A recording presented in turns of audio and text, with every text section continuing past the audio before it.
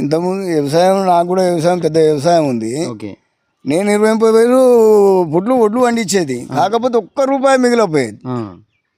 ఈ గత 6 సంవత్సరాల క్రితం నాకు 2-3 బౌలర్లు ఉన్నాయి. ఇక వానితో వీనితో చేపిస్తే కూడా సెట్ కాలే బౌలరు. ఈ అమ్మాయి అంత రిస్క్ ఎందుకు అని చెప్పి నేను మిషన్ తీసుకొచ్చి సెట్ చేసుకొని సరే అని చేసినాక ఆంచి నేను బయటకు వెళ్ళి స్టార్ట్ చేసిన ఈ మిషన్ తోటి. ఆ తర్వాత నాకు అనిపించింది ఈ వ్యవసాయం వదిలిన ఆయన దీన్ని వదిలేసాడు, దీని మీద పోవాలని చెప్పి అప్పుడు నాకు మంచి క్లారిటీ వచ్చి ఈ వ్యవసాయం మీద, ఈ మిషన్ మీద జరగడం జరిగింది. ఇంకొకటి ఏంటంటే ఇప్పుడు నాకు ఏజ్ అయింది.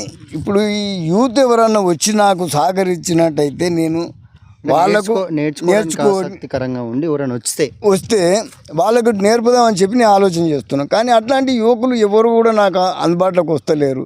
ఒకవేళ అట్లాంటి యువకులు ఎవరైనా వచ్చినట్టయితే నేను ఈ